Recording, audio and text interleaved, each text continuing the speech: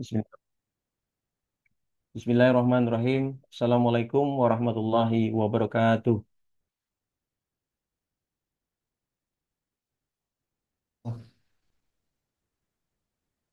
Alhamdulillahirabbil Alhamdulillahirabbil alamin wassalatu wassalamu ala asrofil anbiya'i wal mursalin Sayyidina wa maulana Muhammadin wa ala alihi wa sahbihi ajma'in amma ba'du. Yang kami hormati Bapak Dr. Nahrim Ajmain MA serta teman-teman dari Prodi Magister MPI yang kami banggakan. Pertama-tama, marilah kita panjatkan puji dan syukur kehadirat Allah Subhanahu wa taala atas limpahan rahmat dan karunia-Nya sehingga kita bisa berkumpul di sini pada kesempatan yang berbahagia ini. Salawat beriring salam, marilah kita haturkan kepada junjungan kita Nabi Muhammad sallallahu alaihi wasallam dengan mengucapkan Allahumma shalli ala sayyidina Muhammad wa ala ali Muhammad. Baiklah, pada hari ini izinkan kami, saya dan Ustadz Melvin menyampaikan makalah kami yang berjudul Sesar ya Bapak Ibu ya.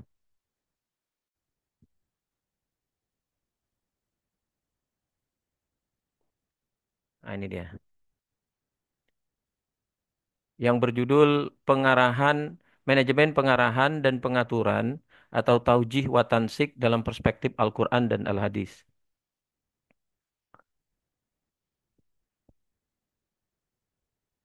Oke.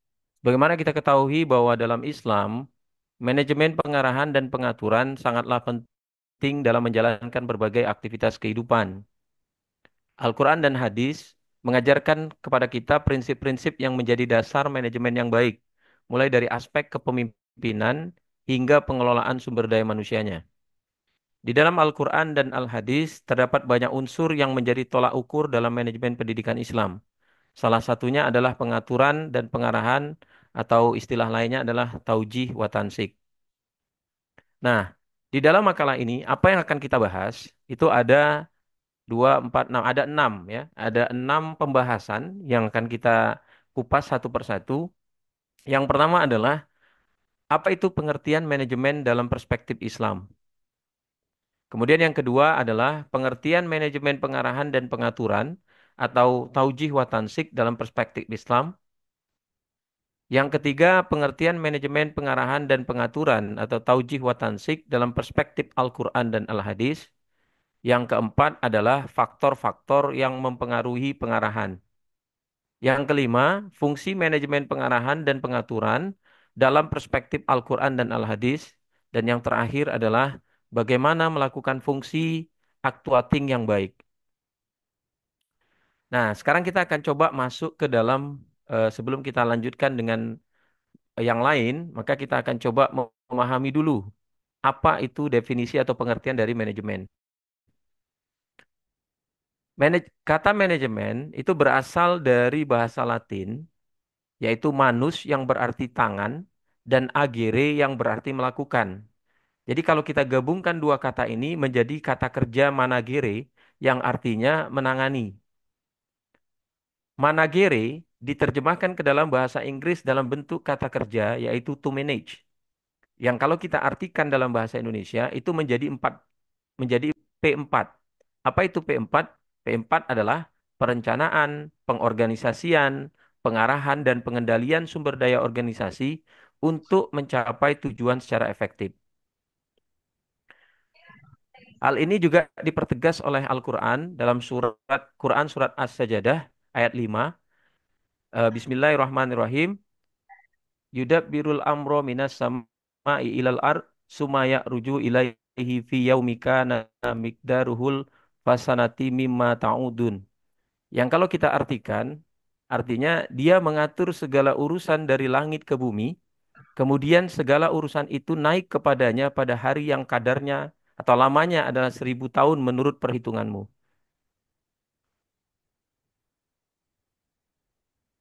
Oke, selanjutnya kita akan coba memahami tentang pengertian manajemen. Kalau tadi kita baru bahas tentang manajemen, ya, manajemen arti manajemen saja, maka yang kedua ini kita akan coba memahami dulu apa itu pengertian manajemen pengarahan dan pengaturan, atau dalam istilah lainnya adalah taujih wa tansik. Pengertian manajemen pengarahan dan pengaturan adalah suatu upaya yang dilakukan untuk mencapai tujuan lembaga atau perusahaan dengan berpedoman pada perencanaan, yaitu planning, dan usaha pengorganisasian. Nah, pengarahan dan pengaturan ini dalam bahasa Arabnya, saya bacakan Indonesianya aja ya. At-taujih adalah memberikan pengarahan kepada seseorang agar dapat sampai pada tujuannya, seperti pengarahan dalam sebuah pekerjaan. Sementara makna atansik dalam Mu'jam al-Ma'ani adalah sebuah usaha untuk tercapainya suatu tujuan secara menyeluruh yang sesuai dan keterpaduan antara seluruh upaya dan kegigihan. Baiklah Bapak Ibu, untuk slide ke-8 dan seterusnya sampai akhir itu akan dilanjutkan oleh Ustadz Melvin. Kepada Ustadz Melvin, waktu dan tempat kami persilakan. Terima kasih Mr. Khan atas waktunya. Bismillah, alhamdulillah, wassalatu wassalamu ala rasulillah. Assalamualaikum warahmatullahi wabarakatuh. Waalaikumsalam warahmatullahi wabarakatuh. Alhamdulillah, alhamdulillah rabbil alamin. Sebagaimana tadi sudah disampaikan oleh Mr. Khan mengenai pengertian manajemen secara umum, ya, kemudian menyampaikan pengertian manajemen actuating atau at-taujih wa tansik yang tadi sudah disampaikan sama beliau. Selanjutnya yaitu pengarahan dan pengaturan dalam perspektif Al-Quran dan hadis. Jadi pengarahan dan pengaturan dalam perspektif Al-Quran dan hadis itu adalah sebuah pengarahan untuk umat Islam agar mereka berpegang teguh pada agama Allah Subhanahu wa taala dengan cara mengajak pada kebajikan, memerintah kebaikan dan melarang pada kemunkaran. Sebagaimana Allah Subhanahu wa taala berfirman, "Wal takum minkum ummatu yad'una ilal khair wa ya'muruna bil ma'ruf wa yanhauna 'anil munkar wa ulaika humul muflihun." Dan hendaklah ada di antara kamu segolongan umat yang mengajak pada kebajikan, menyuruh kepada yang ma'ruf dan mencegah kepada yang munkar. Merekalah orang-orang yang beruntung. Jadi eh, manajemen pengaturan ini ya sangat bermanfaat bagi kita yang sebagai praktisi di lembaga pendidikan karena biasanya suatu organisasi tanpa adanya pengaturan, tanpa ada pengarahan, biasanya jalannya suka jalan tidak terarah. Oleh sebab itu ya, sebagaimana juga hadis Rasulullah SAW mengatakan, Innama sona'tu hadza lita'tamu bi wa lita'lamu salati. Aku melakukan seperti ini agar kalian mengikutiku dan agar kalian belajar bagaimana aku sholat.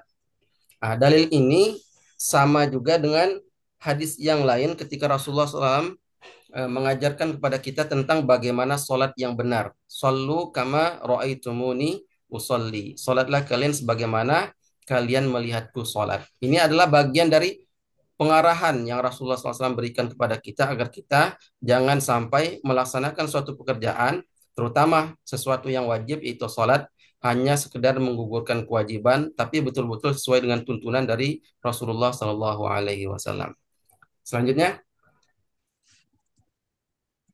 faktor-faktor yang mempengaruhi pengarahan atau actuating. Satu, keterbukaan.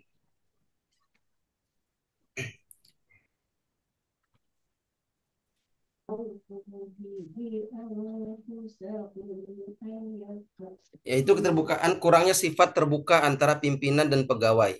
Kalau orang Mesir mengatakan ya, soroha, roha. Orang yang terus terang itu tenang.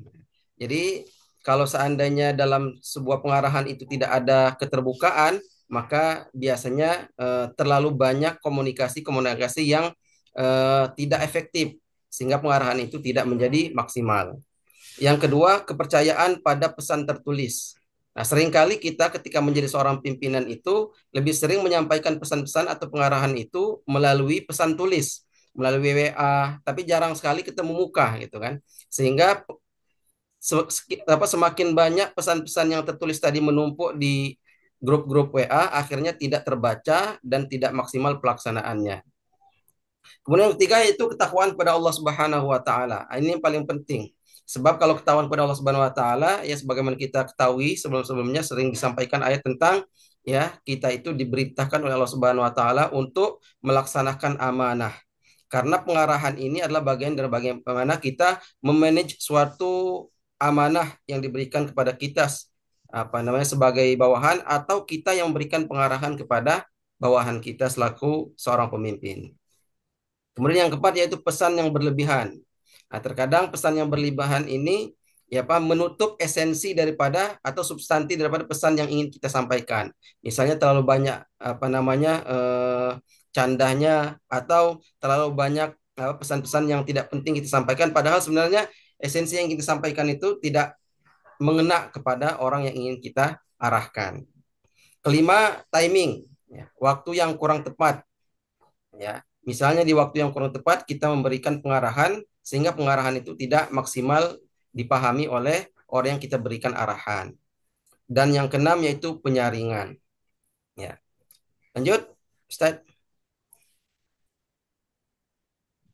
Ya, fungsi pengarahan dan pengaturan dalam perspektif Al-Quran dan Hadis, yaitu sebagai usaha untuk menciptakan iklim bekerja yang solid, bukan individual, atau kalau kemarin kita sering mendengar namanya one man show gitu kan.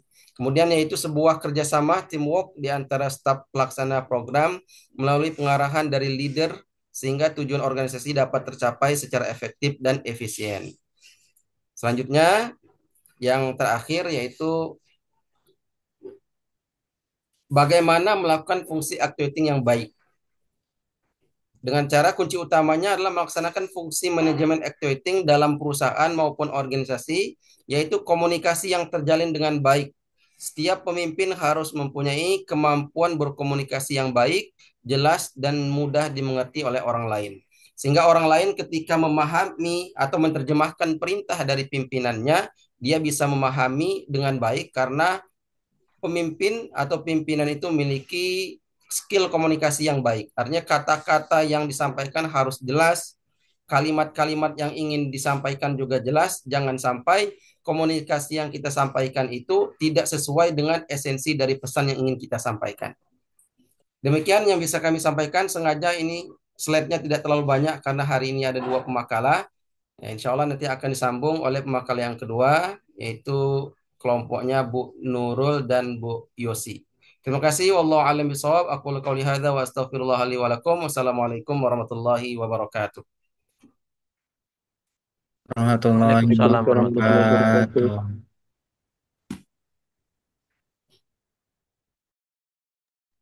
Monggo dipersilakan kelompok selanjutnya Bu Nurul dan Bu Yosi. Untuk sesi tanya jawab setelah presentasi dari Bu Nurul dan Bu Yosi ya Bapak Ibu ya. Terima kasih. Izin bentar ya Pak, Bu Nurul lagi login. Baik Bu.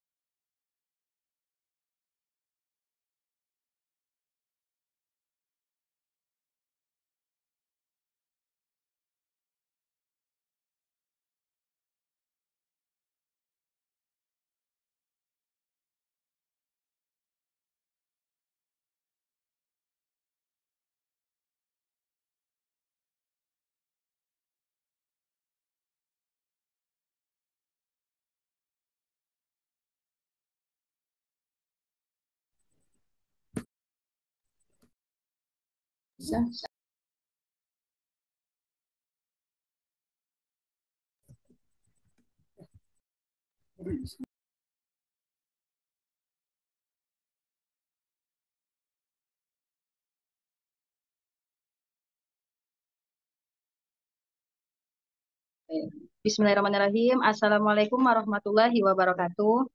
Waalaikumsalam warahmatullahi wabarakatuh. Kami hormati Bapak Dr. Nahrim, yang kami hormati Bapak-Bapak, Ibu-Ibu, mahasiswa S2 Manajemen Pendidikan Islam. Baiklah, untuk hari ini kami akan mempresentasikan hasil makalah kami yang berjudul Manajemen Controlling atau Rikabah dalam Perspektif Al-Quran dan Hadis. Untuk awalan akan dijelaskan oleh Ibu Nurul. Pada Ibu dipersilahkan.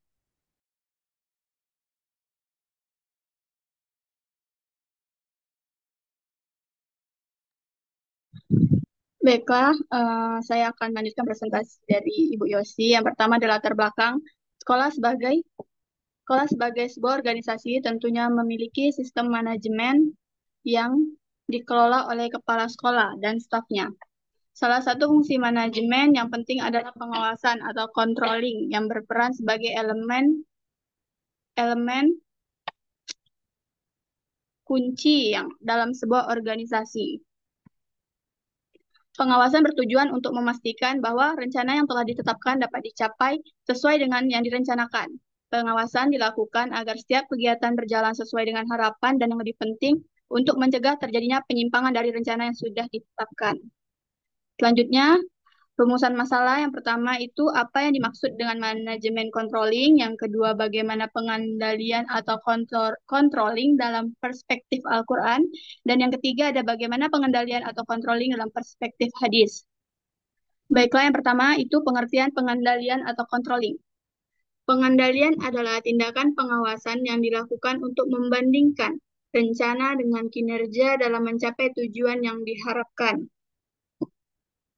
Pengendalian sebagai fungsi dari manajemen menurut pendapat Usuri dan Hammer di bukunya bahwa controlling is management systematic effort to achieve objective by comparing performance to plan and taking appropriate action to correct important difference. Yang artinya bahwa pengendalian adalah sebuah usaha sistematik dari manajemen untuk mencapai tujuan dengan membandingkan kinerja dengan rencana awal, kemudian melakukan perbaikan terhadap perbedaan-perbedaan penting dari keduanya. Berdasarkan beberapa pengertian di atas, dapat disimpulkan bahwa pengendalian atau controlling adalah upaya untuk mencapai tujuan dengan memeriksa dan melakukan evaluasi terhadap hasil dari pelaksanaan suatu rencana agar tetap berjalan mencapai tujuan yang sudah ditentukan. Baiklah, pengendalian controlling dalam perspektif Al-Quran. Adapun ayat Al-Quran yang berkaitan dengan controlling atau pengawasan terdapat dalam Quran surah Al-Infitar ayat 10-12. Saya sebutkan artinya saja, yang artinya padahal sesungguhnya bagi kamu ada malaikat-malaikat yang mengawasi pekerjaanmu yang mulia di sisi Allah dan mencatat pekerjaan-pekerjaanmu itu. Mereka mengetahui apa yang kamu kerjakan.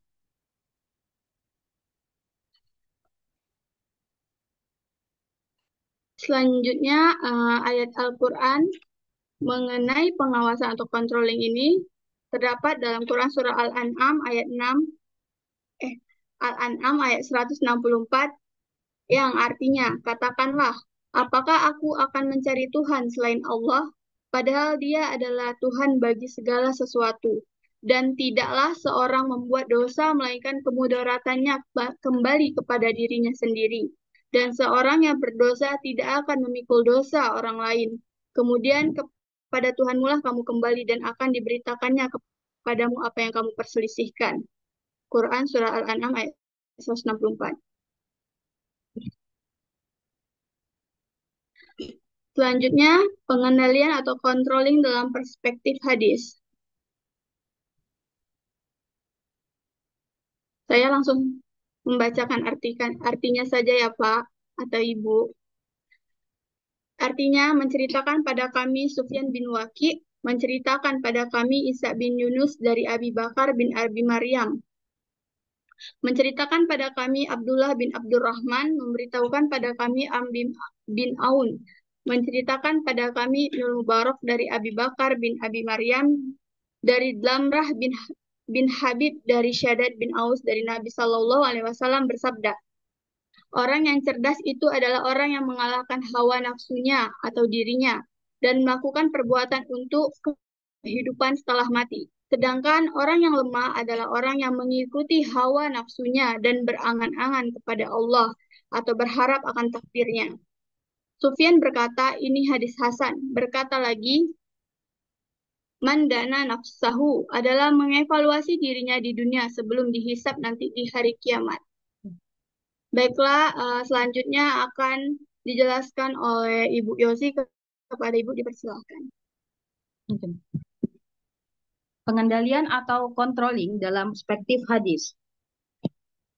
Dan diriwayatkan dari Umar bin Khattab berkata, evaluasi diri kalian sebelum dihisab di akhirat dan berhiaslah untuk kehormatan yang besar dan bahwasanya hisab pada hari kiamat diringankan bagi orang yang mengevaluasi dirinya di dunia. Diriwayatkan juga dari Maimun bin Mihran berkata, tidak dikatakan hamba yang bertakwa, sehingga ia mengevaluasi dirinya sebagaimana menginterogasi temannya dari mana dia mendapat makanan dan pakaian. Hadis riwayat Tirmidzi. Baiklah Bapak Ibu, sekian hasil presentasi kami. Jika ada pertanyaan, sanggahan, atau masukan, kami persilahkan.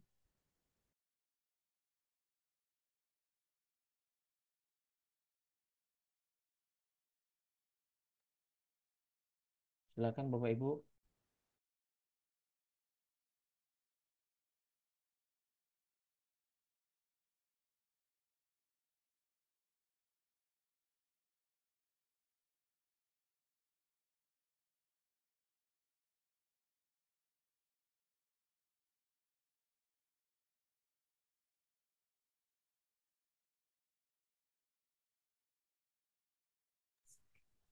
Kalau tidak ada yang ingin ditambahkan atau ingin ditanyakan, mungkin kita langsung bisa minta pengarahan dari Pak Doktor sekaligus membahas untuk pertemuan offline nanti, insya Allah.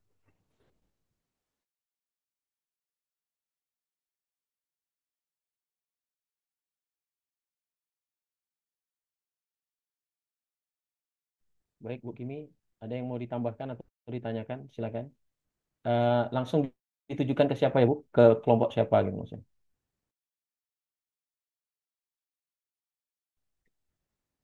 Dipersilakan ke siapa, Bu?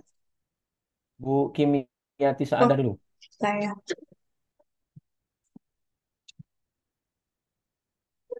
Izin, apakah suara saya terdengar, Pak? Jelas Bu. Baik, terima kasih. Bismillahirrahmanirrahim. Assalamualaikum warahmatullahi wabarakatuh. Terima kasih atas kesempatan yang sudah diberikan menyimak makalah yang sudah disampaikan oleh kelompok Pak Sukandar dan Pak Melvin, juga kelompok Bu Yosi dan siapa tadi ya? Nah, Bu Nurul Bu. ya tentang pengaturan dan pengerahan sama tentang manajemen controlling. Eh, kedua-duanya kelompok Pak gitu kan, karena saya merasa ini penting untuk kita, untuk kami khususnya gitu ya. Eh, Tadi kan sudah disampaikan bagaimana konsep manajemen pengarahan dan pengaturan, kemudian konsep manajemen controlling gitu kan. Itu kan semua kan berbicara idealita gitu kan, sesuatu yang ideal gitu. Nah, bagaimana kita mengidentifikasi fungsi-fungsi manajemen pengaturan dan pengarahan itu maupun fungsi-fungsi controlling itu tidak berjalan dengan baik gitu di lembaga kita. Kemudian ketika kita menemukan, maksudnya gimana kita benar-benar menyadari itu tidak berjalan dengan baik, lalu eh, ketika kita melihat ada sesuatu yang dalam tanda petik tidak beres, Namun mungkin kita sulit untuk menyampaikan, untuk mengatasinya gitu. Itu apa sebaiknya langkah yang harus kita lakukan? Misalnya terlalu ada rasa sungkan yang kuat gitu kan, karena mungkin apa ya, ya tadi kan sungkan itu banyak faktornya gitu kan, sehingga karena kalau tidak disampaikan itu kan khawatirnya kita jatuhnya itu apatis, ibaratnya ya sudahlah berjalan sesuai ini aja lah mungkin. Nah, seperti itu. Itu aja Pak dari saya. Terima kasih. Assalamualaikum warahmatullahi wabarakatuh. Waalaikumsalam warahmatullahi wabarakatuh. Berarti pertanyaan ini ditujukan untuk dua kelompok, Bu ya? Benar Pak. Berarti pertanyaannya itu gimana tadi bunyinya, Bu? Bagaimana kita mengidentifikasi fungsi-fungsi atau manajemen dari pengarahan dan pengaturan, juga manajemen controlling itu tidak berjalan dengan baik gitu. Lalu ketika kita menemukan hal-hal yang eh, apa ya tidak benar atau seharusnya itu tidak terjadi, namun kita di posisi yang rasa sungkan atau tidak enak untuk menyampaikan gitu. Tapi ketika itu berlarut-larut tidak kita sampaikan, itu khawatir ya udahlah, maksudnya timbul sikap apatis pula gitu kan. Ya udahlah, jalan aja lah seperti yang mungkin yang diinginkan begini. Nah, gitu. Jadi sebaiknya sikap kita itu bagaimana menyikapi hal tersebut. Baik, Bu. Oke. Kami tampung dulu, Bu ya. Ini ada 4 penanya Iya, ini. Pak. Iya, Pak. Jadi kami kumpulkan dulu ke semuanya. Jadi nanti setelah 4 penanya ini selesai, mungkin baru kami jawab satu-satu. Silakan dilanjutkan oleh Ibu Dendang Karnila. Bismillah, Assalamualaikum warahmatullahi wabarakatuh. Terima kasih atas kesempatan yang diberikan. Pertama, saya ucapkan yang terhormat kepada Pak Doktor selaku dosen pengampu dan terima kasih atas materi yang sudah disampaikan oleh para pemakalah pada hari ini. Semoga menjadi sebuah manfaat dan keberkahan untuk kita semua ilmunya. Pertanyaan saya adalah untuk kelompok yang pertama, yakni kelompok Ustadz Melvin dan Mr. Skandar tentang pengarahan dan pengaturan. Berbicara tentang pengarahan dan pengaturan ini pasti identik sekali dengan siapa yang memberikan arahan dan aturan. Dalam sebuah organisasi atau lembaga itu kan tidak mungkin seorang pemimpin itu adalah hanya cuma satu. Pasti suatu saat akan terjadi regenerasi kepemimpinan. Dan ketika regenerasi kepemimpinan itu terjadi, pertanyaan saya adalah sebagai pemimpin baru, bagaimana untuk agar supaya arahan dan aturan yang diberikan itu mudah didengarkan oleh anggotanya. Karena ketika pemimpin baru itu pastikan dia berpotensi sekali untuk dibanding-banding.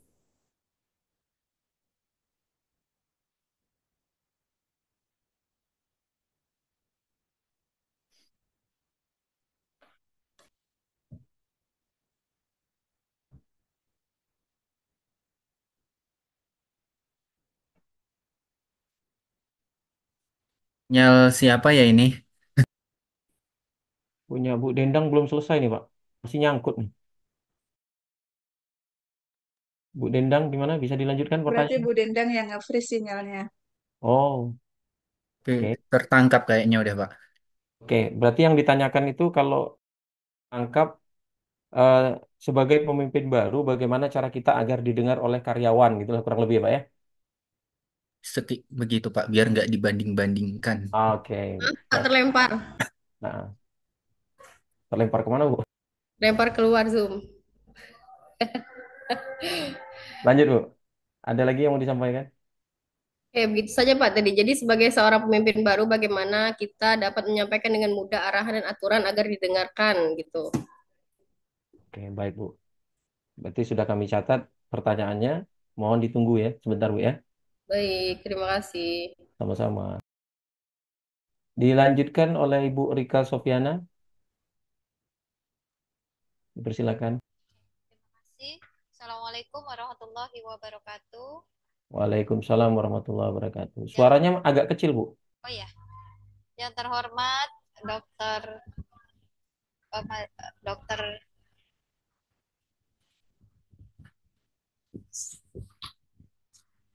Dr. Nahrim Ajmain, dosen pengampu kita pada sore hari ini, dan para pemakalah yang luar biasa. eh yang ingin saya tanyakan nggak banyak Pak, cuman karena sudah ditanyakan oleh Ustazah Kimi tadi mirip sekali yang ingin saya tanyakan. Yang pertama itu mungkin ditambahkan sedikit, eh, ada rasa kurang enakan ya Ibu ya. Seperti itu tadi pertanyaannya sama dengan yang ingin saya tanyakan, ketika ada ingin seperti teguran-teguran itu ada rasa kurang enakan seperti itu, apalagi ketika pemimpinnya itu adalah seorang wanita. Seorang wanita itu kan cenderung mengutamakan perasaan yang lebih, aduh segan, aduh nggak enak seperti itu. Jadi eh, pengawasan atau controlling itu tidak terlaksana dengan baik akhirnya. Bagaimana sebaiknya, apakah sebaiknya bagaimana sikap seorang kita menyikapi hal itu yang lebih banyak kepada dominan perasaan ya, seperti itu. Itu kan perasaan sepertinya bermainnya. Kemudian yang kedua, eh, ingin saya tanyakan, bagaimana sih baiknya pengawasan itu dilakukan, controlling itu dilakukan?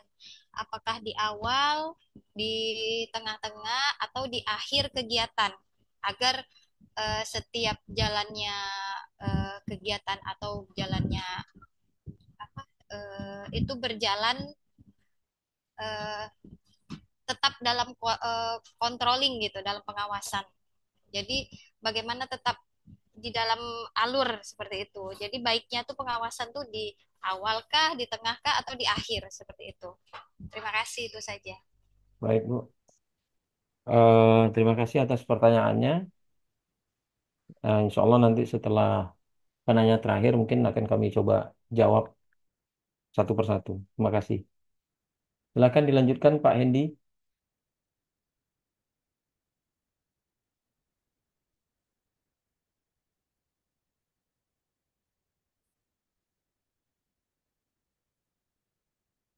Suara saya bisa terdengar, Pak. Bisa, Pak?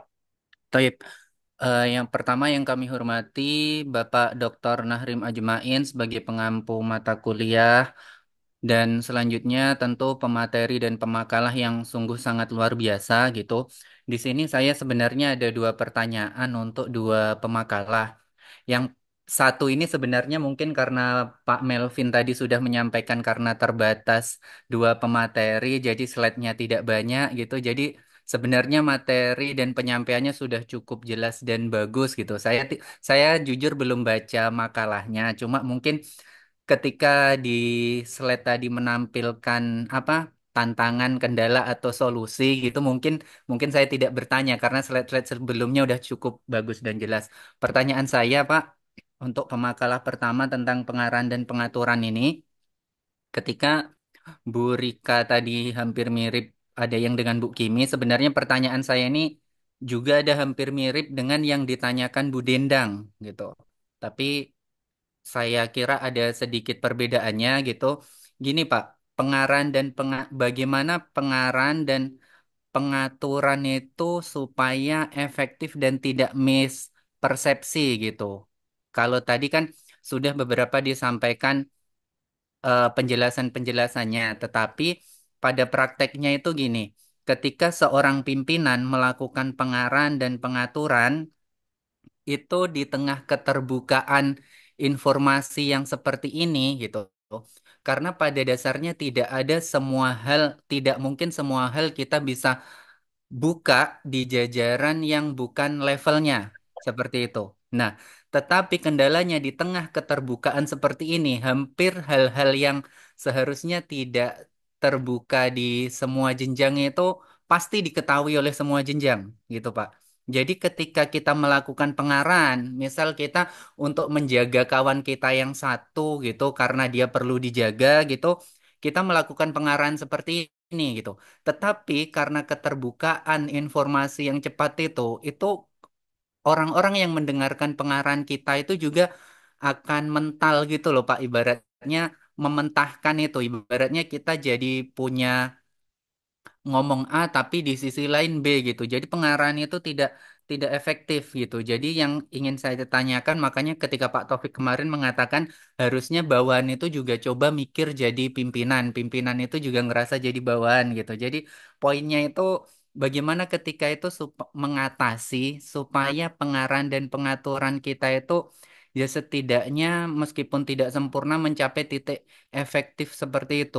Tidak banyak kesenjangan atau tidak banyak menimbulkan miss-miss persepsi karena itu mungkin bawahan kita itu kan merasa iya-iya aja karena dia merasa tidak punya power atau apa mau apa lagi gitu tapi itu pada dasarnya sebuah sistem yang tidak sehat ketika hal seperti itu jadi penegasannya aja bagaimana pengarahan dan pengaturan itu tidak menimbulkan mispersepsi dan bisa efektif gitu Pak itu untuk pemateri pertama untuk pemateri kedua ini gimana Pak lanjut atau langsung Lanjutkan saja, Pak. Baik, untuk pemateri kedua, controlling dengan yang sangat bagus ditutup dengan hadis itu dari Umar bin Khattab itu asar atau hadis wallahu alam. Intinya kita harus melakukan evaluasi sebagaimana kita pun juga ingin dievaluasi gitu. Yang ingin saya tanyakan gini, Bu. Bagaimana melakukan sebuah controlling ketika controlling itu kan tidak mungkin kita lakukan secara sendiri-sendiri gitu, atau secara one man one show atau one person gitu. Tetapi itu perlu adanya tim gitu. Bagaimana jika SDM untuk melakukan sebuah controlling itu tidak memadai atau tidak sejalan atau sistemnya itu memang tidak sehat jalan masing-masing gitu. Di sini sering saya dengar bahwasanya yang lebih utama itu yang lebih utama itu SDM daripada sistem. Ya sebenarnya iya, tapi tidak sepenuhnya gitu karena ibaratnya Valentino Rossi itu SDM itu adalah Valentino Rossi, sistemnya itu adalah kendaraannya gitu. Sehebat apapun Valentino Rossi kalau dikasih Honda yang biasa ya dia tidak akan jalan gitu. Jadi bagaimana controlling itu bisa berjalan ketika kita mengalami keterbatasan SDM dan eh sistem yang sudah tersepakati itu endingnya berjalan masing-masing dengan egosentrisnya masing-masing gitu, Ibu. Terima kasih itu aja, Pak. Baik, Pak Hendy, terima kasih atas pertanyaannya. Mungkin kami rasa cukup bagaimana informasi dari Pak Ketua tadi bahwa untuk sesi ini kita cuman menampung 4 penanya, Pak ya. Jadi 4 penanya ini akan coba dijawab satu-satu karena nanti di akhir sesi, insya Allah Pak Dr. Nahrim akan menyampaikan terkait masalah pertemuan offline kita. Mungkin untuk pertanyaan pertama yang ditanyakan oleh Bu Kimi, eh, mungkin Pak Ustadz Melvin ada yang mau disampaikan atau mau dijawab dulu? Kami persilakan. Baik, terima kasih Mr. Khan. Rekan-rekan rahmat Allah Subhanahu wa taala, saya akan coba memberikan jawaban apa tadi yang disampaikan oleh Bu Kimi mengenai bagaimana cara mengidentifikasi ya, bahwa pengarahan yang kita lakukan itu berjalan tidak efektif. Lebih kurang seperti itu ya, Bu ya.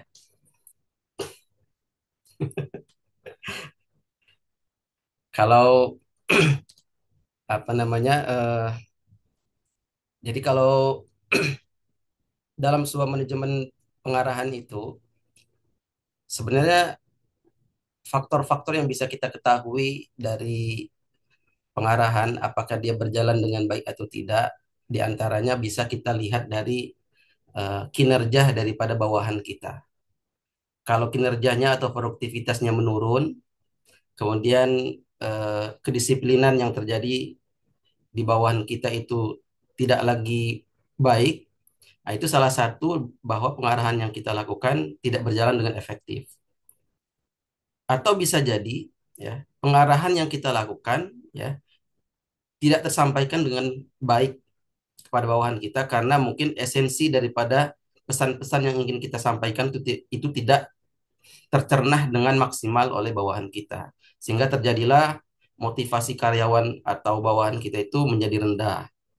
Ya, Kita bisa lihat misalnya kalau kita berikan arahan itu, ya minimal ketika dia ada di depan kita, ya, kalau dia betul-betul ingin menyampaikan, minimal dia di depan kita itu dia ada apa ya, ada aura semangatnya gitu.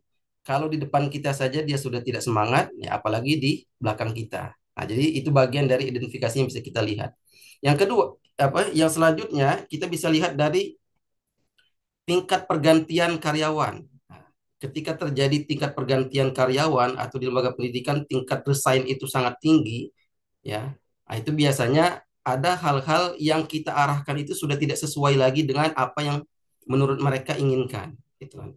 Artinya ya, nah kodah ini harus terus berjalan, gitu kan. Tidak mungkin kita menyenangkan semua orang, ya. Maka apa yang sebenarnya mereka inginkan tidak sesuai dengan apa yang kita perintahkan, ya itu bagian dari dinamika dalam sebuah organisasi. Ya mungkin itulah bentuk dari pengarahan-pengarahan yang kita berikan itu tidak berjalan dengan maksimal. Dan yang terakhir adalah kurangnya inovasi dalam bekerja. Jadi program-program yang dilakukan oleh bawahan kita itu terlihat monoton, tidak ada inovasi, sehingga karyawan-karyawan atau bawahan kita itu ya hanya bekerja apabila kita berikan arahan sesuai apa namanya dengan juklak dan juknis saja. Ya, ibarat robot itu ketika dipencet remote-nya baru jalan. Kalau tidak dipencet remote-nya dia diam gitu kan. Nah, hal-hal yang seperti ini bisa saja kita temukan karena mereka sudah tidak lagi berinovasi dalam bekerja. Allah alam bisawab, mungkin itu saja yang bisa saya sampaikan, Bu. Mudah-mudahan bisa terjawab apa yang tadi ditanyakan. Kemudian langkah-langkahnya ya, lakukanlah apa namanya komunikasi yang eh, efektif atau secara persuasif ya, dilakukan pendekatan secara persuasif, ditanyakan kira-kira apa faktornya, apa penyebabnya, atau ada masalah apa, apakah dia punya masalah di internal organisasi atau dia punya masalah di eksternal organisasi, yaitu misalnya masalah keluarga atau masalah tetangga dan sebagainya. Mungkin kalau dia mau terbuka, kita coba menawarkan, kita memberikan solusi. Gitu. Dan yang kedua ya, perbaiki juga cara keterlibatan karyawan dalam bekerja.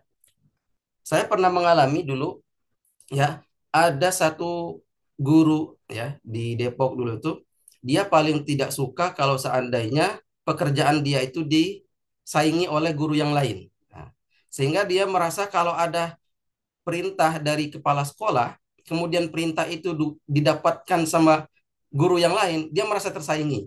Nah, nah, jadi hal-hal yang seperti ini bisa kita perbaiki, bagaimana tingkat keterlibatan karyawan dalam atau guru dalam bekerja itu kita coba dekati kira-kira kenapa dia apa namanya merasa tersaingi dengan guru yang lain ketika bekerja gitu kan. Padahal sebenarnya kan yang namanya kita berlayar di satu nahkoda, tujuan kita pasti ingin ke sebuah tujuan. Tidak mungkin nahkodanya satu atau kapalnya satu, tapi tujuannya berbeda-beda. Gitu kan. Itu saja yang bisa saya sampaikan buat pertanyaan dari buku ini. Mudah-mudahan terjawab apa yang tadi ditanyakan. Sekian, Assalamualaikum warahmatullahi wabarakatuh. Waalaikumsalam warahmatullahi wabarakatuh. Mungkin ada yang bisa saya tambahkan, Bu Kimi, terkait tentang kalau fungsi pengarahan dan pengaturan itu kayaknya sudah jelas disampaikan oleh Ustadz Melvin. Tapi ada pertanyaan kedua yang ditanyakan oleh Bu Kimi tentang bagaimana atau apa sikap kita ketika menghadapi hal ini, gitu kan? Kurang lebih seperti itu, Bu ya. Oke, yang pertama kita eh, tetap bersikap profesional, ya, Bu ya. Artinya ya keep calm lah gitu. Jadi kalau misalnya kita menghadapi orang seperti itu tuh ya jangan tersulut emosi kita karena ya bisa saja mungkin eh, dia kurang memahami eh, tentang diri kita atau kepemimpinan kita. Kemudian yang kedua, sikap yang bisa kita tampakkan adalah kita tetap positif ya. Jadi dalam menghadapi permasalahan apapun yang harus kita lakukan adalah tetap berpikir positif. Artinya apa? Walaupun mungkin ada bawahan kita yang tidak senang dengan kita, itu like and dislike itu biasa sebagai seorang pemimpin. Jadi eh, yang harus kita lakukan ya pertama kita tetap berusaha untuk profesional, kemudian positif, tetap membimbing mereka, tetap menghormati mereka, tetap mendukung lah apapun yang menjadi tujuan kita bersama. Kemudian yang ketiga, yang sikap kita yang harus kita lakukan adalah ketika kita menghadapi bawahan-bawahan bawahan-bawahan kita, itu adalah komunikatif dan transparan. Jadi jangan membanding-bandingkan, jangan membeda-bedakan. Mentang-mentang, wah ini kita nggak suka nih sama karyawan kita yang satu. Ini nggak usah dilibatkan nih kalau ada permasalahan, kalau ada apa namanya istilahnya keputusan-keputusan atau rapat-rapat yang akan kita selenggarakan, kita tidak mengundang dia atau kita cuekkan dia, tidak seperti itu. Artinya kita tetap melibatkan. Artinya seolah-olah tidak terjadi apa-apa gitu. Memang berat ya, berat tuh pasti. Cuman disitulah dituntut kedewasaan dan kebijaksanaan kita dalam menghadapi karyawan. Jadi karyawan itu bisa melihat walaupun mungkin ya kita tidak bisa memaksakan semua orang suka dengan kita gitu kan. Tidak bisa memuaskan semua orang itu intinya. Tapi kalau kita tetap dalam koridor positif ya sedikit banyaknya mereka akan mengakui juga kok bagaimana kepemimpinan kita. Dan yang terakhir yang keempat kita tetap adil dan bijaksana. Itu yang seperti saya sampaikan tadi. Yang kelima adalah empati dan pengertian. Jadi terhadap karyawan yang suka atau tidak suka, ya kita tetap aja berempati dengan mereka. Walau bagaimanapun, tanpa mereka kita tidak akan mungkin bisa sukses gitu loh. Artinya mereka adalah salah satu bagian untuk mewujudkan cita-cita kita bersama. Saya rasa itu sikap yang harus kita tonjolkan atau kita tampilkan kepada bawahan-bawahan kita di organisasi yang kita pimpin, Bu. Terima kasih. Mungkin bagaimana Bu Kimi? Mungkin ada sanggahan atau pertanyaan lain yang berkaitan dengan yang kami sampaikan? Oke Pak, terima kasih. Eh, yang di awal tadi sampaikan Pak Melvin dapat kami tangkap dengan baik gitu kan. Begitu juga yang disampaikan oleh Pak Sukandar. Namun begini Pak, kalau tadi kan ketika posisi kita sebagai pemimpin dan pemberi arahan, ya, pengaturan. Namun ketika posisi kita sebagai middle atau sebagai pegawainya, karyawannya di situ, nah kita tuh melihat hal-hal yang ini sepertinya manajemen pengaturan dan pengarahannya nggak sesuai nih. Tapi tadi tuh kita sungkan untuk menyampaikan gitu. Tapi kalau kita misalnya nggak sampaikan, ya, ya itu ya berjalan tak baik gitu. Nah, kalau posisi kita yang sebagai pegawai atau karyawannya itu gimana tuh Pak? Bu, bisa diulang pernyataannya, Bu? Saya kurang nangkap nih. Fokusnya agak kemana-mana nih, Bu, karena baru selesai sama tim dari Jakarta tadi. Iya, Masya Allah, Bapak ini kemana-mana. Gini, Gimana, Pak, Bu? saya semua yang sudah disampaikan, insya Allah bisa saya tangkap dengan baik, gitu ya. Yang disampaikan Pak Melvin di awal, ada beberapa poin, Pak Sukandar juga. Eh, ini maksud saya, ya mungkin kekeliruan saya di awal tadi tidak menyampaikan dalam sudut pandang kita sebagai pemimpin dan dalam sudut pandang kita sebagai yang dipimpin, gitu, Pak. Nah, kalau tadi kan yang sudah disampaikan itu kan dalam perspektif kita sebagai yang memimpin. Nah, jika itu kita mengalaminya dalam sudut pandang kita sebagai yang dipimpin begitu. Tapi tadi kan biasanya kan yang dipimpin inilah yang lebih banyak rasa tidak enaknya untuk menyampaikan, rasa sungkannya untuk menyampaikan. Nah, mungkin disampaikan, tapi misalnya mental, disampaikan juga tidak terakomodir gitu ya, tidak terakomodir dengan baik. Nah, ini kan khawatir lama-lama muncul apatis nih, kita nggak mau, ya udahlah, terserahlah. Nah, ketika sudah muncul kata-kata terserah ini, itu tidak sehat. Nah, kayak gitu. Nah, itu gimana Pak sikap kita yang baik supaya nggak ada terserahnya, tapi kita juga tidak benar-benar ibaratnya nggak menabrak rasa sungkan kita sama sekali. Nah, kayak gitu. Baik, Bu. Nah, ini mungkin bisa di dijawab oleh Ustadz Melvin karena kebetulan beliau adalah pemimpin masa depan, Bu. Monggo dipersilakan Ustadz Melvin. Amin, amin, amin. Masya Allah.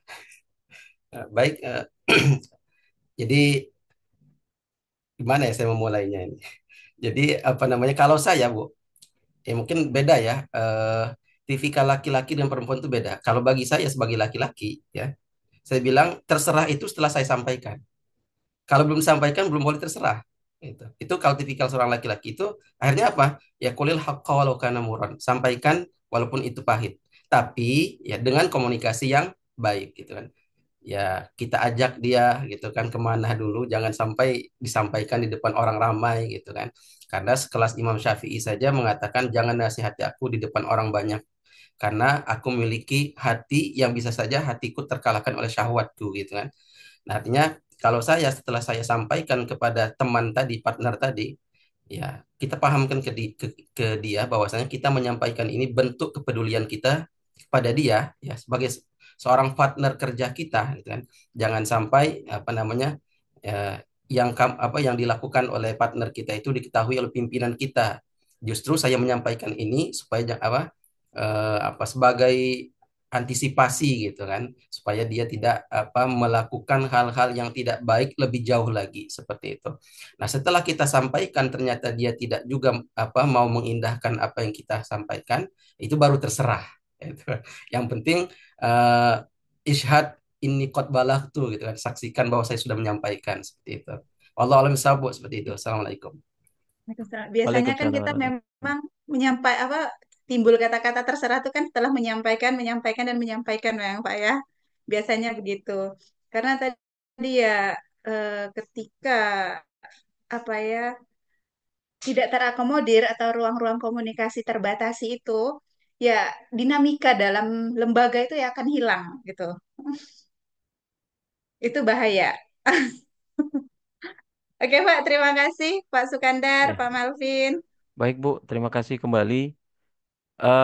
Untuk pertanyaan yang kedua itu dari Bu Dendang Karnila.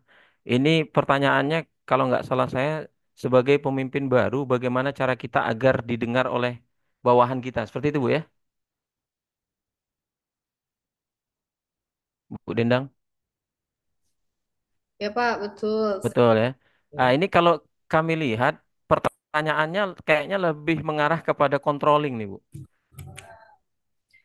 Ya nggak apa-apa Pak, saling melengkapi aja. Oke, siap. Jadi maksud kami kalau memang ini berkaitan dengan controlling, karena ini kan berhubungan dengan apa namanya pengawasan ini, Bu. Jadi alangkah lebih baiknya kalau dijawab sama Bu Yosi atau Bu Nurul gitu. Jadi kami menyimak aja.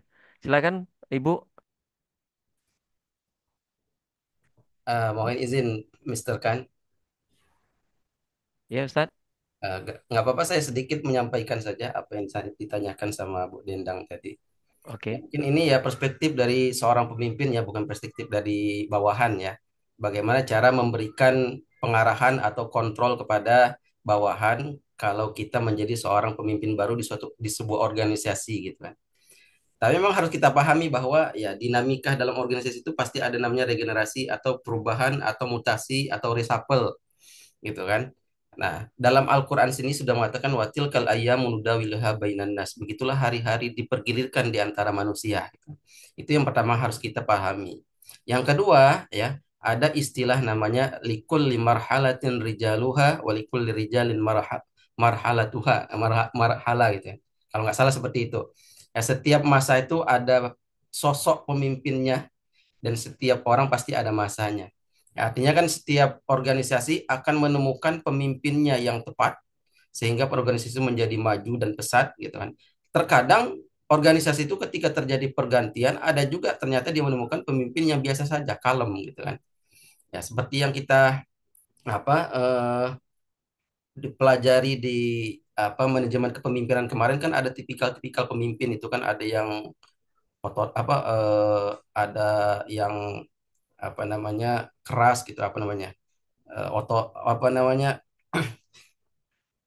jadi tri itu apa namanya Otoriter. ya otoriter bahasa itu autokrafi apa sih bahasanya kemarin tuh otoriter itu kemudian ada juga yang apa namanya ya dia sebenarnya disiplin tapi dia tidak begitu keras dalam memberikan kontrol atau pengarahan gitu kan. Nah bahkan Ali bin Abi Thalib pun pernah ditanya sama seorang sahabat, dia bilang katakan ya Ali, kenapa pada masa-masa kepemimpinan Abu Bakar, Umar, Utsman, yang umat Islam itu begitu nampak jayanya gitu. Tapi ketika pemimpinnya engkau, saya lihat ya umat Islam saat ini mengalami sebuah kemunduran bahkan terlalu banyak terjadi konflik gitu kan. Apa jawaban Ali? Ya, karena ya zaman dulu, zaman Abu Bakar, zaman Umar, zaman Utsman, pemimpinnya sekelas mereka dan rakyatnya sekelas saya. Sedangkan sekarang ya pemimpinnya mungkin sekelas saya, sedangkan rakyatnya sekelas kamu gitu kan. Artinya pimpinan seakan-akan beliau memberikan isyarat kepada kita bahwasanya ya terkadang suatu masa itu ada saja waktu-waktu yang eh, tidak sesuai dengan ekspektasi kita gitu kan. Seperti itu. Mungkin itu saja yang bisa saya sampaikan. Saya charger dulu nih, perangkat saya habis baterai. Terima kasih. Baik. Gimana Bu Dendang, terjawab pertanyaannya? Atau mungkin dari rekan-rekan yang lain ada yang mau menambahkan tentang terkait pertanyaan Bu Dendang tentang sebagai pemimpin baru bagaimana cara kita agar didengar oleh bawahan kita gitu. Ya, mungkin lebih tepatnya itu karena kita sudah karena anggota-anggota organisasi ini sudah memiliki standarisasi dari kepemimpinan sebelumnya yang lebih tinggi begitu Pak. Jadi kan karena regenerasi kepemimpinan ini mengharuskan kita untuk cepat beradaptasi gitu. Mungkin pendekatan-pendekatan itu apa ya Pak yang perlu dilakukan begitu. Supaya kita ini tidak Oh, oke. menjadi orang yang alah ini mah mendingan yang kemarin kayak gitu. Oke. Mungkin saya boleh kasih masukan Bu ya? Ya, sangat boleh Ya, Pak. ya, mungkin lebih ke studi kasus aja sih. Kalau teori mungkin saya tak terlalu menguasai teori gitu kan, karena lebih banyak di lapangan. Kalau apa Pak Hendy tadi bilang luar biasa, kalau saya biasa di luar Pak, jadi agak beda sedikit ini. Oke, gini Bu, yang pertama memang menjadi seorang pemimpin itu susah-susah gampang sih. Eh, yang namanya membanding-bandingkan itu pasti. Maksudnya gini. Dulu mungkin atasan kita, pimpinan kita itu orangnya legowo, bijaksana, karismatik, lain-lain gitu kan. Tiba-tiba masuklah kita menjadi seorang pemimpin gitu. Nah mereka ngelihatnya ini, waduh ini kok Kandar sama si Doni ini kok jauh banget gitu. Nah itu pasti Bu ya. Nah maka yang harus kita lakukan adalah ketika kita menjadi seorang pemimpin itu, pertama bangun hubungan yang baik dan kenali tim kita. Jadi kita memang harus membangun hubungan yang baik dengan mereka gitu. Jadi nanti dari situ akan terlihat itu bagaimana rekan-rekan kita, kemudian orang-orang yang berada di sekitar kita ini kan kadang-kadang ada yang bahasanya muna-muna juga di depan kita gitu kan. Ya, nampaknya baik, ternyata tidak seperti itu. Ya, jadi kita ya paham-paham aja lah gitu kan. Nah, kemudian yang kedua adalah tunjukkan integritas dan konsistensi kita. Jadi kita konsisten nggak nih jadi seorang pemimpin nih? Artinya ketika kita menjadi seorang pemimpin ini, pertama yang kita harus lakukan adalah melanjutkan apa yang pernah dilakukan oleh pemimpin-pemimpin sebelumnya.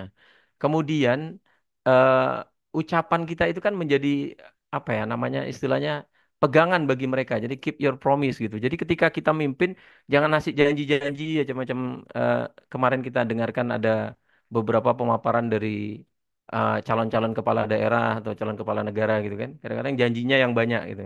Tapi ternyata fakta di lapangannya yang mungkin yang bisa dilaksanakan cuma 10 sampai 15% seperti itu.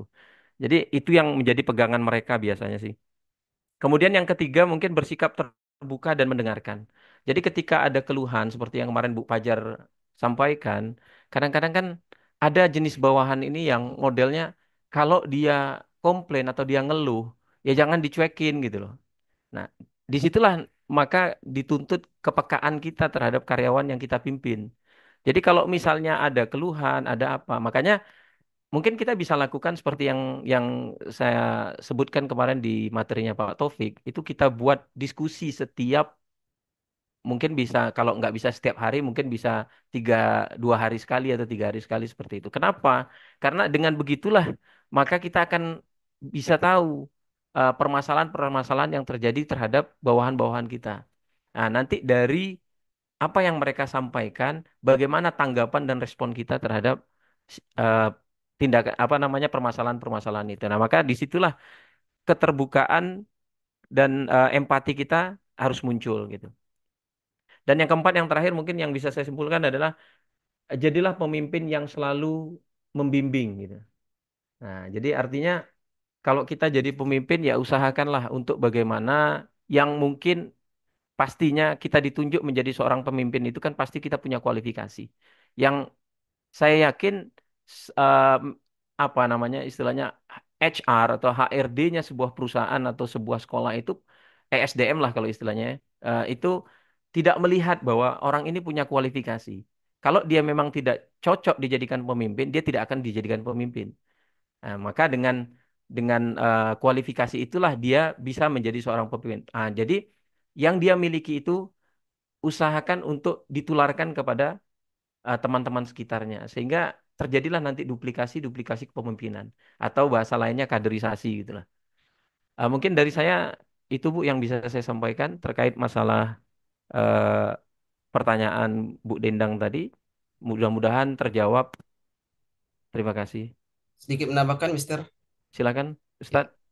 Jadi menambahkan apa yang tadi disampaikan sama Mister Kan ya mengenai pertanyaan Bu Dendang tadi, memang ketika ada sebuah pergantian pemimpin itu memang hal yang pertama yang harus kita lakukan adalah rekonsiliasi ya. Gitu. Saya ingin menambahkan satu quote aja Bu dari apa waktu saya pernah ikut apa latihan kepemimpinan itu apa kata materinya. Jangan khawatir jika kita memang memiliki kapasitas kepemimpinan yang baik, maka kita akan tetap dihormati oleh anak buah kita. Sebab dalam sebuah tim, keberadaan pemimpin adalah sebuah kebutuhan yang akan dirasakan siapapun dalam tim tersebut. Buktinya, tanpa ada ikatan formal pun, seringkali di sebuah kelompok pasti ada satu yang dianggap berkarisma dan menjadi leader alami, walaupun tidak ada yang mengangkatnya sebagai pemimpin. Seperti itu. Demikian Bu. Assalamualaikum warahmatullahi wabarakatuh. Terima kasih Ustaz Melvin dan Mr. Khan. Sama-sama Ibu. Mungkin bisa dilanjutkan dengan pertanyaan Bu Rika Sofiana. Eh, Kalau untuk yang pertama kayaknya sudah terjawab ya Bu Rika. Karena tadi mirip-mirip ya dengan Ya, apa pertanyaan Bu sudah, Kim ya. ya sudah Pak Nah, yang pertama. sudah yang pertama. Tapi yang kedua kayaknya yang belum Bu ya. Iya, Ya, iya kalau Pak. nggak salah saya pertanyaannya itu bagaimana agar kita tetap berada dalam koridor manajemen seperti itu Bu. Ini Pak, kapan baiknya pengawasan itu dilakukan? Oke, Apakah di awal, di tengah, di akhir, agar tetap semua berjalan sebagaimana mestinya gitu Pak? oke baik. Berarti ini terkait masalah pengawasan ya Bu ya, lebih ke Iya, controlling Bu ya. iya betul Pak. Oke, mungkin dari Bu Nurul atau Bu siapa tadi? Bu Yosi Yosi. ada yang bisa disampaikan Bu terkait pertanyaan Baiklah. Bu Rika? Ya, terima kasih kepada Bapak Sukandar. Silakan. Terima kasih juga kepada Ibu Rika. Izinkan saya menjawab pertanyaan Ibu Rika. Kapan pengawasan dilakukan sebaiknya? Pengawasan sebenarnya dilakukan dari awal pengawasan, selama kegiatan, selama proses, maupun di akhir. Sebaiknya pengawasan itu dilakukan di awal untuk memastikan semua persiapan kegiatan kita sudah matang dari sumber daya manusianya, rencananya, dan strateginya. Menurut Fayol, ada buku Fayol itu General and Industrial Management. Menurut Fayol, pengawasan lebih baik dilakukan di awal agar penyimpangan dari rencana biasanya segera dideteksi ketika penemuan-penemuan atau keganjalan-keganjalan yang awal masalah ketemu ketika controlling dilakukan di awal. Ada juga di dalam surat Al-Hasyr ayat 18 yang artinya wahai orang-orang yang beriman bertakwalah kepada Allah dan hendaklah setiap orang memperhatikan apa yang telah diperbuatnya untuk esok hari atau di akhirat dan bertakwalah kepada Allah sungguh Allah maha teliti terhadap apa yang kamu kerjakan. Ayat ini mengandung prinsip muhasabah atau introspeksi yang mengajarkan umat Islam untuk selalu mengevaluasi dan memeriksa setiap tindakan yang dilakukan sejak awal dengan memikirkan akibatnya di masa mendatang. Untuk pengalaman pribadi saya, sudah dari SMA sampai kuliah saya pernah mengikuti organisasi. Ada beberapa organisasi yang melakukan controlling itu di akhir, tidak di awal. Jadi ketika controlling dilakukan di akhir, banyak penemuan-penemuan masalah dan kegiatan tidak berjalan dengan lancar. Maka dari itu, controlling sebaiknya bagus dilakukan di awal kegiatan. Terima kasih kepada Bu Rika. Sekian. Gimana Bu Rika? Sudah terjawab pertanyaannya Bu? Alhamdulillah cukup jelas Pak ya. Jadi memang dari Alhamdulillah. awal controlling itu dilakukan lebih baik gitu agar terhindar dari permasalahan yang akan terjadi. Terima kasih Ibu Kasih Bu. Yosi. Sama-sama. Izin boleh menanggapi? Monggo Ustadz, silakan. Boleh Kak Yosi? Izin Kak Yosi? Boleh. Oke, terima kasih Kak Yosi. Yang saya hormati dosen pengampu kita Dr. Nahrim Ajmain dan yang saya hormati Bapak Ibu sekalian. Pertama saya ingin mengapresiasi pemaparan dari kedua kelompok pemakalah. Saya ingin menanggapi yang jawaban Kak Yosi tadi mengenai controlling. Kalau eh, menurut pandangan saya lebih mengikuti yang disampaikan oleh Dr. Luman Hakim ya mengenai manajemen pendidikan Islam ini.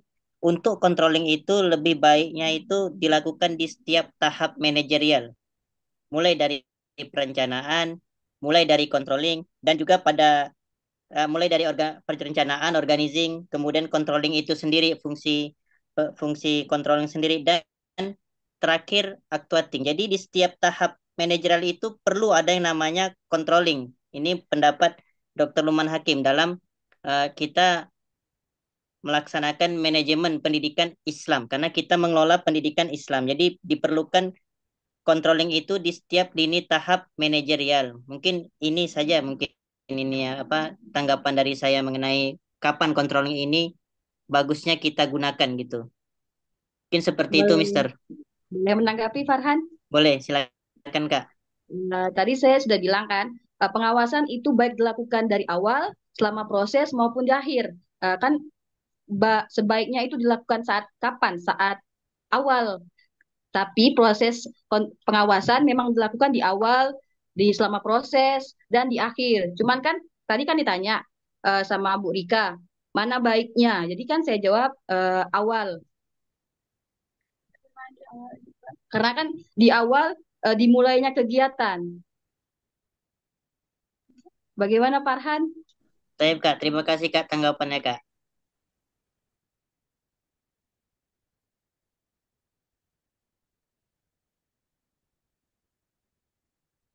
Baik, sudah selesai berarti ya, permasalahan atau pertanyaan yang ditanyakan oleh Bu Rika. Maka kita lanjutkan ke pertanyaan terakhir dari Pak Hendi Rijalul Fikri.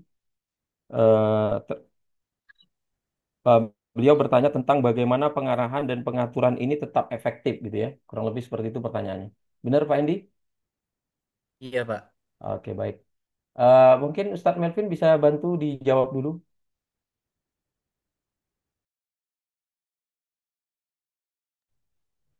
Ya sebenarnya mirip-mirip ya jawabannya dengan tadi yang ditanyakan sama penanya sebelumnya. Ya biar tetap efektif itu ya tetap melakukan komunikasi yang baik. Karena tadi terakhir di di slide yang kita sampaikan tadi bagaimana cara melakukan activating atau pengarahan yang baik. Salah satunya kita sampaikan di sini adalah komunikasi yang baik antar pimpinan dengan yang dipimpin seperti itu. Jadi tadi sudah disampaikan bahwasanya eh, efektivitas komunikasi yang baik itu adalah dengan cara bertemu langsung gitu, tidak dengan memberikan arahan melalui pesan WA atau melalui pesan grup gitu, tapi langsung disampaikan secara jelas apa esensi dari pesan yang ingin kita sampaikan, yang ingin kita arahkan kepada bawahan kita, sehingga bawahan tadi memahami dengan maksimal arahan dan pesan yang ingin kita sampaikan ke mereka seperti itu. Jadi pada dasarnya apa yang saya sampaikan kepada di awal tadi di materi tentang faktor-faktor yang mempengaruhi activating itu adalah orang Mesir itu biasanya mengatakan soroha roha gitu kan. Sampaikan dengan jelas supaya tenang. Kalau kita menjelaskannya dengan bertele-tele, terlalu banyak kata-kata yang tidak substansial. Nah, jadi pesan yang kita sampaikan itu bisa menjadi ambigu dan tidak jelas dan tidak mudah dipahami oleh apa yang kita, apa pimpinan kita, bawahan kita gitu. Demikian Pak. Allah alam bisawab. Gimana Ustaz? Izin menambahkan boleh Pak? Boleh Bu, silakan Bu. Baiklah, saya akan sedikit menambahkan tadi pertanyaan oleh Ustadz Hendy, bagaimana controlling itu berjalan dengan baik walaupun sumber daya manusianya itu terbatas atau sistemnya itu terbatas. Yang pertama itu kita bisa menentukan prioritas utama. Mengingat keterbatasan sumber daya tersebut, boleh kita apa dulu nih yang penting, yang bisa berdampak besar atau pencapaian target tersebut. Selanjutnya, bisa yang disampaikan oleh Pak Melvin tadi, delegasi tugas yang jelas. Menyampaikan tugas itu langsung face to face, jangan dari mulut ke mulut, kayak gitu Pak. Selanjutnya, lakukan pemantauan dengan rutin. Dan jangan lupa mengadakan feedback atau transparansi, karena pemimpin juga butuh masukan dan bawahan juga butuh masukan dari pemimpin. Selanjutnya evaluasi, perbaiki secara berkala. Baik Pak, mungkin itu saja tambahan dari saya. Terima kasih. Bagaimana Pak Hendy? Apakah sudah terjawab pertanyaannya? Alhamdulillah, poin besarnya yang seperti pertanyaan Bu Dendang dan pertanyaan controlling itu udah terjawab, Pak, gitu. Ini terima kasih Ustadz Melvin dan Mr. Khan atas jawabannya. Kalau gitu, eh, poin yang kedua saja yang mungkin terselip atau itu, intinya kan gimana bisa efektif sudah dijelaskan itu, gitu.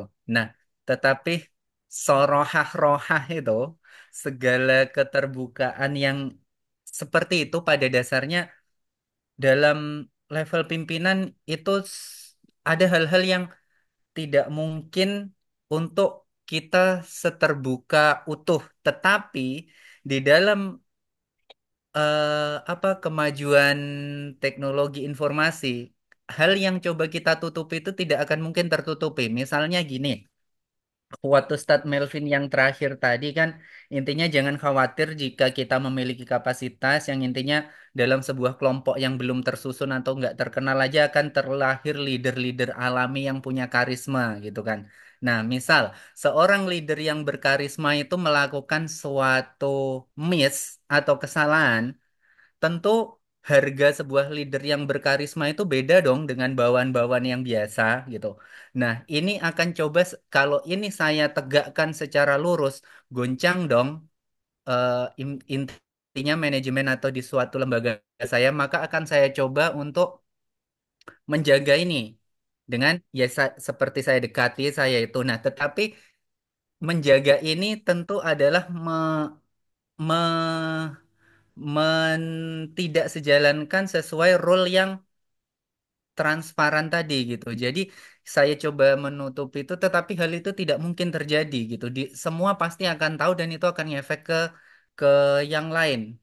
Itu sangat terasa. Misalnya gitu. Intinya bagaimana untuk transparansi itu tetap bisa diterima semua orang gitu aja, Pak. Beda Mister Khan, Ustadz Melvin ketika dengan yang lain-lain maksudnya ketika dalam sebuah posisi manajemen lembaga saya tidak mungkin mengorbankan sepotong emas yang tergores hanya demi perak-perak dong gitu. Jadi ini mohon maaf saya Andi. Eh, jadi ini masalah apa? Eh, hak privat ya, privasi Nah, individu ya. hak privat yang mau tidak mau harus kita berikan gitu, Ya, Pak. yang namanya privasi individu itu kan harus tetap kita jaga. Soroha roha itu sebenarnya bukan dalam dalam hal dalam hal sebuah ya apa namanya apa kalau kata orang Sunda tuh jerowana gitu kan dalaman-dalamannya enggak apa masalah dapur kita yang enggak itu kan dalam hal komunikasi supaya jelas supaya tersampaikan pesannya dengan baik gitu tapi apa yang ada pada apa namanya dapur kita itu ya kita jaga semaksimal mungkin kita jaga gitu kan karena ya mungkin Pak Hendy pasti pernah baca buku judulnya Risalatul Amniyah kan misi rahasia gitu kan misi rahasia itu kan sering kali kita lakukan misalnya dalam sebuah camping-camping ada pos-pos tertentu gitu kan bagaimana supaya ada sebuah pesan rahasia yang tidak boleh tersampaikan ke orang lain, tapi pesan itu sendiri sebenarnya apa namanya tidak tahu ada pada siapa gitu kan. Nah, makanya ya yang namanya hak privasi itu harus kita jaga. Kalaupun ternyata hak privasi itu diketahui oleh orang lain, ya itu di luar kapasitas kita gitu kan, seperti itu. Wallahu a'lam bishawab.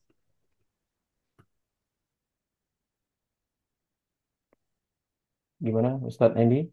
Baik, terima kasih. Cukup cukup memberikan pencerahan gitu dari Ustadz Melvin atau Mister Kan mau menambahkan yang intinya udah cukup terjawab apa yang kami tanyakan baik dari pemateri satu atau pemateri dua yang itu tentu kami catat dan akan coba kami terapkan pada terutama pada diri kami sendiri gitu Pak. Terima kasih. Izin menambahkan Ustaz, Oh iya, kalau silakan kita Pak. ingat tentang apa peristiwa Fathu Mekah ya, itu kan misi Fathu Mekah itu kan sebuah risalah amniyah, semua misi rahasia sebenarnya tidak boleh terbocorkan. Karena kalau terbocorkan itu bisa buyar gitu kan misi Fathu Mekah itu. Tapi ternyata ada satu ahlu Badar yang ternyata membocorkan itu ke keluarganya yang tinggal di Mekah gitu.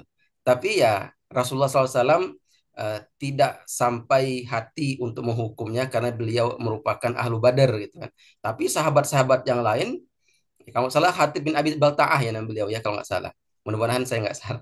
Nah, jadi apa sebuah arahan yang sudah disampaikan kepada level-level tertentu yang tidak boleh dibocorkan kepada level yang lain, tapi ternyata bocor juga gitu kan. Tapi ya karena beliau adalah seorang ahlu Badar yang mengikuti peperangan pertama dalam umat Islam sehingga beliau diampuni oleh Rasulullah SAW.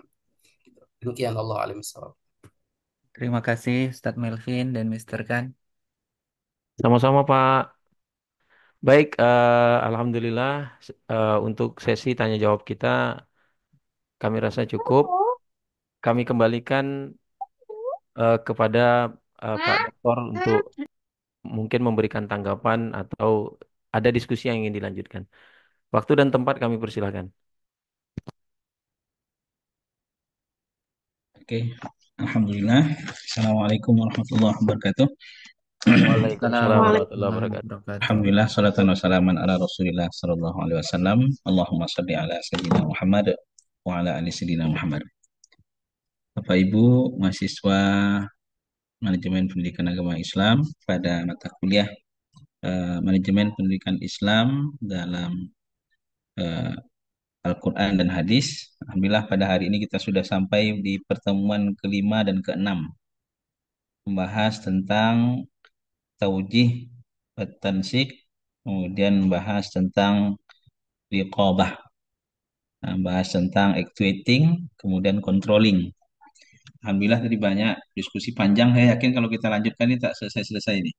Berdasarkan pengalaman pribadi, baik itu sebagai seorang manajer, kepala sekolah, sebagai ketua yayasan, atau sebagai eh, guru, sebagai pegawai di sebuah yayasan pendidikan atau sebuah perusahaan. Tentunya istilah-istilah ini tak asing lagi dalam kehidupan sehari-hari. Ada peraturan-peraturan yang sudah disampaikan, ada komunikasi-komunikasi yang dijalin oleh seorang kepala sekolah, kepala yayasan, yang mana komunikasi yang dijalin oleh seorang pimpinan itu adalah salah satu pintu awal untuk menyampaikan sebuah peraturan, menyampaikan sebuah rencana. Nah, rencana planning yang akan dilakukan. Kami di sini kita tadi di kolom apa kolom chat itu memasukkan ada beberapa contoh kita ambilkan saja ke kampus kita. Kampus kita punya visi dan misi. Visi misi itu adalah rencana besar yang akan dicapai oleh kampus ini. Ada visi, kemudian ada misi kampus. Itu tadi ya. Visi kampus ini ingin menjadi sebuah kampus yang unggul, keislaman dan kemelayuan. Nah, jadi ada di situ 3 poin penting. Kemudian ada poin terkait misi kampus kita. Tentunya ini disampaikan oleh pimpinan sebelum perekrutan atau ketika dibuka ada Islam yang unggul dan dalam pengembangan ilmu pengetahuan dan teknologi serta penanaman nilai-nilai keislaman dan kemelayuan. Menghasilkan sarjana di luaran daripada kampus ini, motonya bersendikan wahyu, berteraskan ilmu. Maka untuk itu, untuk menciptakan sebuah eh, rencana planning yang sudah dibuat, maka nanti ada rekrutmen pegawai. Di situ kita ambil salah satu SOP. Jadi SOP itu penting. SOP adalah seluruh eh, standar operasional pelaksanaan setiap kegiatan yang akan dilakukan. Maka nanti kalau ada yang bertanya, apakah eh, ketika ada masalah-masalah yang terjadi di sebuah yayasan, di sebuah perusahaan, tidak mengikuti SOP yang sudah dibuat, apakah kita akan mendiamkannya? Maka SOP ini adalah panduan dalam sebuah kegiatan dalam berorganisasi, dalam sebuah lembaga pendidikan yang bisa jadi pegangan, sehingga nanti setiap orang bisa menyampaikan unek-uneknya berdasarkan sebuah kesepakatan tertulis hitam di atas putih. Nah, jadi mungkin di sekolah itu pasti ada SOP. Nah, SOP tentang perekrutan pegawai, ada SOP-nya. Langkah-langkahnya seperti apa. Nanti ketika ada penyimpangan bisa dievaluasi. Bisa dievaluasi. Nah, dan kita nanti kita bisa lihat nanti kalau berdasarkan ayat Al-Quran, tadi banyak ayat-ayat yang disampaikan, kita akan mengambil saya contoh seperti dalam soal Kahfi, di mana di sini ada kisah antara Nabi Musa dan Nabi Khidir. Ada yang menyebutkan ini adalah Nabi Khidir alaihissalam. Wallahu a'lam. Tapi yang jelas ini adalah sebuah gambaran tentang adanya kontrak kesepakatan antara Nabi Khidir dengan antara Nabi Musa alaihissalam dengan Nabi Khidir. Kita anggap saja ini Nabi Khidir alaihissalam. Nah, Khidir itu punya kesepakatan SOP bahwasanya nanti ketika belajar tidak boleh banyak bertanya. Nah, kita ada cukup panjang ayat dari ayat 66 sampai ayat 83. Nah, sampai ayat 83. Sehingga nanti pada tahapan-tahapan tertentu di situ kan ketika Nabi Musa alaihissalam menyampaikan tentang hajatnya untuk berguru kepada Nabi Khidir alaihissalam, dia menyampaikan pada ayat 66 ini kan qala lahu Musa hal attabi'uka ala an tu'allimani mimma ullimta rusyda. Musa berkata kepadanya, bolehkah aku mengikutimu agar engkau mengajarkan kepadaku ilmu yang benar yang telah diajarkan kepadamu untuk menjadi petunjuk. Dan kemudian Nabi Khidir di awal sudah menyampaikan, qala innaka lan tastati'a ma'iya sabra. Dia menjawab, sungguh engkau tidak akan sanggup sabar bersamaku. Ini sudah dari awal sudah dijelaskan. Jadi kalau dalam sebuah perusahaan sekiranya dalam sebuah sekolah sekiranya kan ada kejelasan, sanggup tak di sekolah ini tak merokok, umpama seperti itu kan, itu kan SOP yang ditetapkan. Umpama ada yang perokok berat, nah misalnya tak boleh merokok selama berada di lingkungan sekolah. Kalau sepakat, oke. Nah ternyata nanti dalam perjalanan umpama ini kan kita contohkan, nah merokok dalam sekolah, kemudian ada keputusan SP. Nah, kita akan melihat ya, surat peringatan. Kalau di sini kan kita melihat nanti ketika dalam perjalanan ini ternyata ketika peristiwa pertama terjadi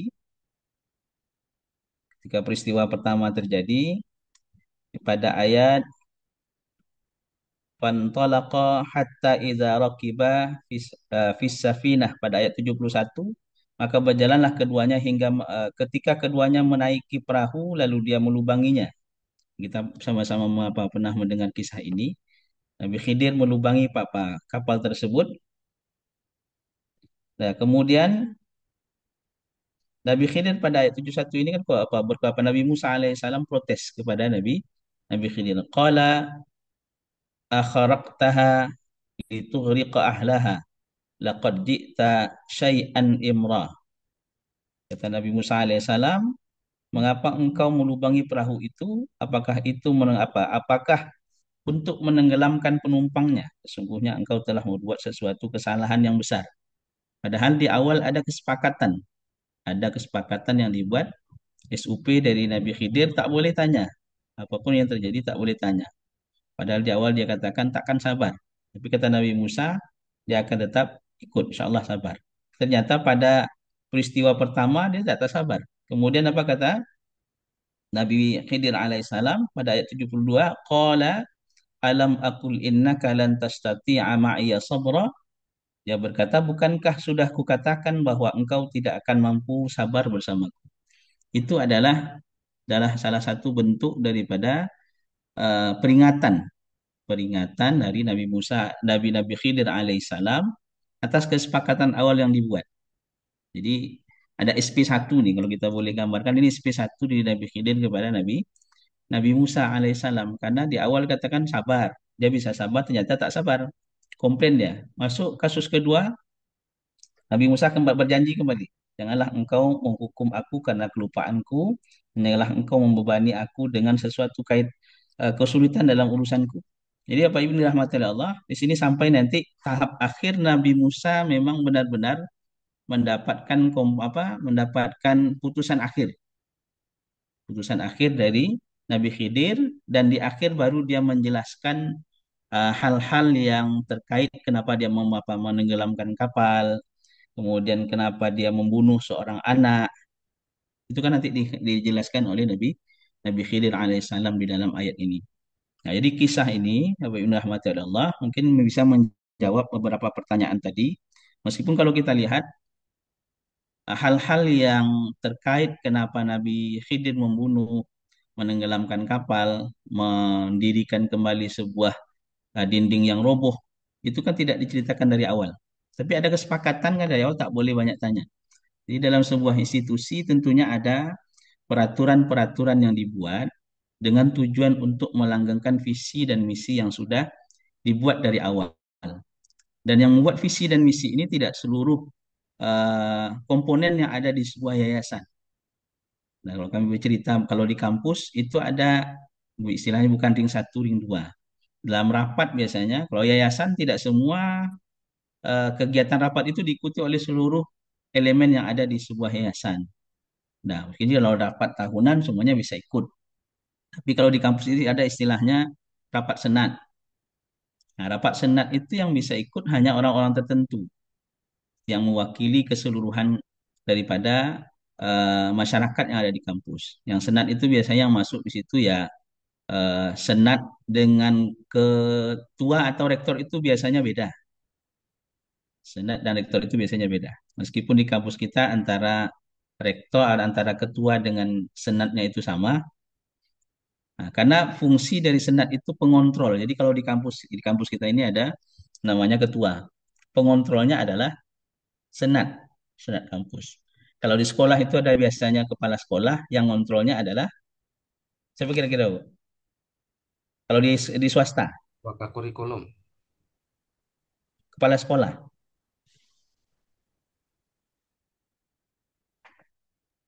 Kalau di swasta yang mengontrolnya adalah ada yayasan biasanya, ada rapat yayasan. Nah, untuk menentukan ada beberapa kebijakan-kebijakan, termasuk kalau di kampus. Nah, maka ada tujuannya untuk apa? Mengontrol berjalannya sebuah proses, sebuah planning yang sudah dibuat, kemudian sehingga ada orang-orang tertentu yang memiliki tugas untuk itu. Nah, toh kalau nyatanya nanti yang berwenang menyalahi beberapa ketentuan-ketentuan yang ada, maka nanti apakah tadi ada yang bilang misalnya pergantian pimpinan. Nah, ternyata pimpinan ini tidak sesuai dengan kehendak hati. Nah, memang kata Pak Melvin tadi kan, setiap orang itu ada masanya, setiap masa ada orangnya. Nah, mungkin masa-masa tertentu ada istilah bila sudah tiada baru terasa, ya Pak ya. Nah, sehingga ketika terjadi perubahan kepemimpinan itu dalam bentuk ya secara negara, secara dalam bentuk tempat kerja, biasanya ada hal-hal yang mungkin selama ini kita tak senang, ketika berganti ternyata menjadi sesuatu yang dirindukan gitu kan. Nah, jadi itulah manusia.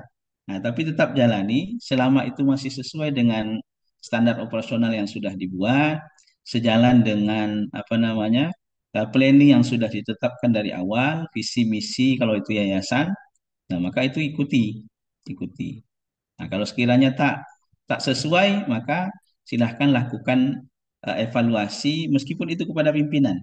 Makanya kalau kami sampaikan tadi di kampus itu ada namanya ketua. Di atas ketua itu ada namanya ketua senat. Di dalam senat itu ada ketua-ketua prodi. Nah, kalau di yayasan itu mungkin kalau di sekolah itu tadi ada kepala sekolah yang nanti di SK-kan kalau di swasta itu kan di SK-kan oleh yayasan salah satu yang SK-kannya. Nah, jadi setiap lini itu sudah ada poinnya masing-masing dan tentunya ada evaluasi. Evaluasi dalam setiap sebuah proses baik itu di bidang sekolah apa di bidang kurikulumnya, pengajarannya terhadap siswanya ada evaluasi. Nah, maka Bapak Ibu yang dirahmati oleh Allah, fungsi controlling, actuating itu kita adalah pelaksanaan, kemudian pengontrol itu cukup penting. Cukup penting.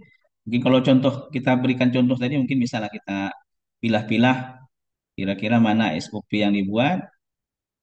Nah, kemudian siapa yang berperan sebagai bos, sebagai manajer dalam kisah antara Nabi Musa alaihissalam dengan Nabi Khidir. Kita dalam tafsir dalam ayat ini memang tak tersebut nama Khidir alaihissalam ya, tapi dalam beberapa penafsiran disebut ini adalah sebuah peristiwa yang terjadi antara Nabi Khidir dan Nabi Musa. Nah, jadi cukup menarik tadi beberapa pertanyaan dari Pak Hendi, kemudian ada Bu Rika, Dendang, Kimiati, Kimiati Saadah. Nah, dia ada beberapa pertanyaan. Nah, mungkin nanti bisa disejalankan dengan kisah dalam Al-Quran. Meskipun tadi ada diambil ungkapan dari Umar bin Khattab, hasibu anfusakum qabla an tuhasabu, sebagai memperkuat tentang keberadaan evaluasi. Hasibu ini kan ceritanya tentang muhasabah. Nah, jadi penting adanya evaluasi dan evaluasi itu tentunya berdasarkan standar-standar yang sudah disepakati secara bersama-sama. Tadi yang di Pak Sukandar habis kegiatan apa Pak Sukandar? Enggak, tadi ada rapat sedikit Pak sama TSA dari Jakarta Pak. Oh, kirain mau baru selesai akreditasi. Akreditasi itu kan evaluasi juga. Evaluasi itu dari semua tuh. Sebuah proses akreditasi itu kan evaluasi. Nah, bahkannya yayasan dievaluasi, kepala sekolahnya dievaluasi, kurikulumnya dievaluasi, rencana kurikulumnya sudah berjalan tidak, rencananya bagus, tapi setelah dievaluasi ternyata rencananya saja yang bagus, pelaksanaannya tak sesuai. Makanya ada kadang-kadang yang borangnya bagus, tapi ketika asesornya turun ke lapangan banyak temuan-temuan, banyak temuan-temuan. Jadi biasanya kalau asesor itu kan dia akan mencari bukti apakah seluruh planning perencanaan itu sudah terlaksana dengan baik. Tidak hanya dalam ucapan, umpama sekolahnya sudah mendapatkan hasil terbaik, sekolah terbaik di Tanjung Pinang, apa buktinya? Apa buktinya? Lulusannya bisa masuk ke sekolah-sekolah internasional, kalau dia mungkin MA atau aliyah eh, pondok pesantren, lulusannya bisa masuk ke kampus-kampus favorit, kemudian ke kampus-kampus luar negeri. Biasanya itu buktinya adalah nah, diundang siswanya yang tamat lulusannya. Nah, jadi keberadaan evaluasi itu penting. Keberadaan evaluasi itu penting dan tentunya dalam sebuah proses actuating, pelaksanaan dari sebuah planning, kemudian sudah dilakukan staffing, kemarin kita sudah bahas pengorganisasian, maka pelaksanaan itu tentunya harus dievaluasi kembali. Nah, evaluasi termasuk tadi rapat yang dibilang oleh Pak Sukandar. Rapat itu adalah salah satu bentuk dari usaha untuk melihat seberapa jauh planning itu dilaksanakan, apa saja masalah-masalah yang dihadapi, serta nanti apa solusi sekiranya yang bisa diberikan. Nah, kalau tadi ada pertanyaan dari Pak Hendi, apakah semua hal harus diketahui oleh semua aspek dalam sebuah lembaga uh, pendidikan atau perusahaan? Tak semua, tak semua. Dalam keterbukaan itu ada keterbatasan. Makanya dalam rapat pun itu biasanya kan tidak semua orang bisa ikut dalam rapat yang dibuat. Nah, itu wujud dari sebuah keterbatasan. Dia terbuka tapi terbatas. Masih ada apa fase-fasenya. Oh, dalam rapat ini semuanya boleh ikut. Oh, dalam rapat ini yang ikut hanya guru saja. Dalam rapat ini yang ikut wali kelas. Karena ada tugas-tugas tertentu yang akan disampaikan kepada orang-orang tertentu. Nah, apalagi biasanya dalam keuangan kan, manajemen keuangan kalau tidak salah nanti setelah eh, pertemuan ke-7, pertemuan ke-8, pertemuan ke-9 itu pembahasan kalau tidak salah ada manajemen keuangan. Nah, biasanya manajemen keuangan ini yang biasanya sangat agak sedikit tertutup antara pimpinan yayasan kepada eh, apalah eh, guru, kepada eh, pihak-pihak yang berada di bawah itu. Karena itu penting. Tak semuanya harus dibuka. Dan tak sedikit pula biasanya masalah itu berasal dari keuangan ini. Oh, uang masuk masih siswanya mahal masuk, tapi gajinya kok tak naik-naik gitu kan.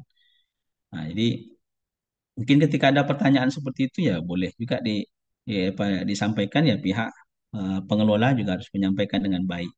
Dan biasanya di sekolah itu kan disampaikan gaji awalnya segini, gaji awal segini. Tingkat pendidikan sama-sama S1, tapi umur masa kerja itu berbeda, itu biasanya akan berbeda secara penghasilan. Pengalaman berbeda, penghasilan pun juga berbeda. Kemarin apa Bunda Ismi juga sampaikan, itu jenjang karir kan? Jenjang karir, kemudian promosi itu terkait dengan masa kerja, termasuk masalah penghasilan. Nah, jadi Bapak Ibu rahmati Allah, sampai pertemuan ini alhamdulillah berjalan dengan baik dan tadi Pak Melvin sempat sampaikan bahwasanya planning kita untuk melakukan kuliah tatap muka, insya Allah, nah, kalau tidak ada halangan akan kita laksanakan pada hari Sabtu. Nah, untuk materi ini ada yang mau ditanyakan lagi, Bapak Ibu? Yang materi kedua, Bu Yosi makalahnya belum di-share di grup ya tadi? Iya Pak, belum. Maaf ya Pak, nanti kami kirim. Oke.